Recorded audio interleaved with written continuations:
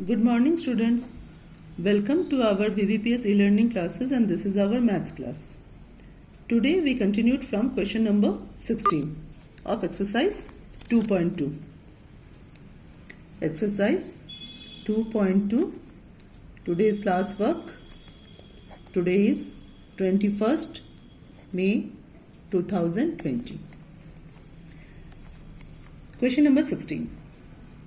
Karim is 3 times as old as his son. After 10 years, the sum of their ages will be 76 years. Find their present ages. Repeatedly I told you, word problem solve करने के लिए पहले आपको question अच्छे से समझना है और यहाँ पर जो स्टेटमेंट में लिखा है उसको मैथमेटिकली लिखना है. First line, Karim is 3 times as old as his son. Let present age of son, that is x. So present age of Karim is equal to 3 times, means 3x. After 10 years, the साल बाद, at present his son is x years old. So after 10 years,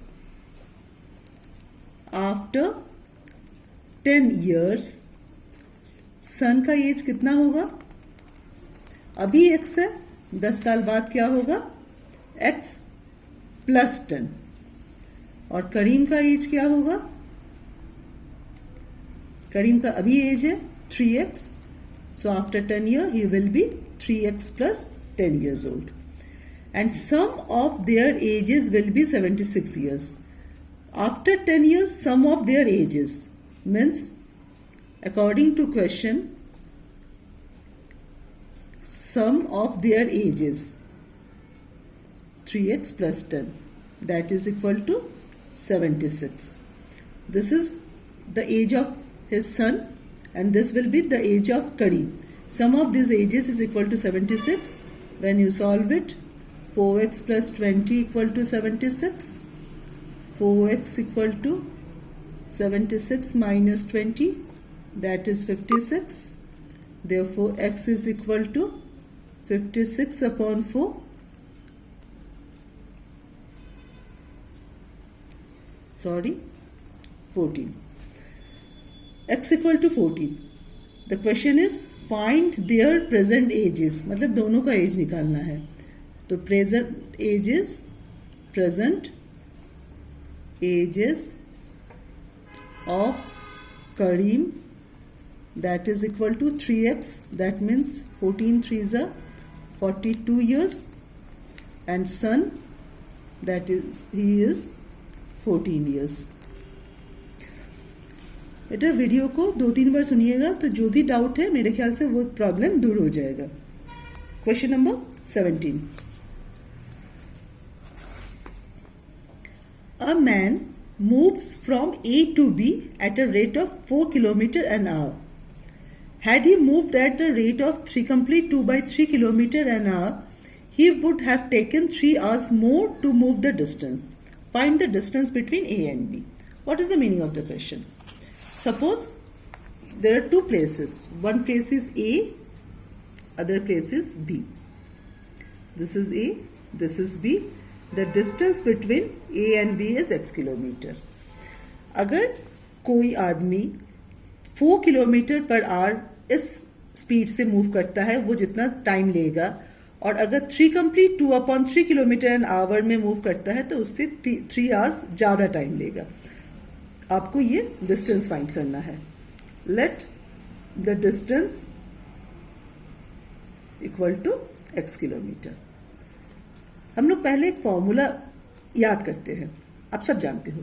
the formula is the relation between time, distance and speed. Time is equal to distance upon speed. We know this formula. Now with the help of this formula we can solve this question. When the speed is equal to 4 kilometre, when speed is equal to 4 kilometer per hour, time is equal to distance upon speed, distance क्या है x, time is equal to x/4 our. दूसरा क्या है, जब speed इसका कम हो रहा है, when speed is equal to 3 complete 2/3 kilometre per hour. 3 complete 2/3 kilometre means 11/3। Time is equal to x upon speed, speed is 11/3। तो इसमें क्या होता है, जो डिनोमिनेटर का जो नीचे है वो ऊपर आ जाता है, सो 3x/11 आवर। इन दोनों का क्या डिफरेंस है, इन दोनों का डिफरेंस है 3 आवर्स। इसमें 3 घंटा ज़्यादा टाइम ले रहा है। सो अकॉर्डिंग टू क्वेश्चन क्या होगा, 3x/11 माइनस x/4। जब ये स्पीड है तो इतना टाइम ले रहा है, जब 4 किलोमीटर पर आवर स्पीड है तो इतना टाइम ले रहा है। ये ज़्यादा टाइम ले रहा है, कितना ज़्यादा टाइम ले रहा है, 3 आवर्स ज़्यादा टाइम ले रहा है।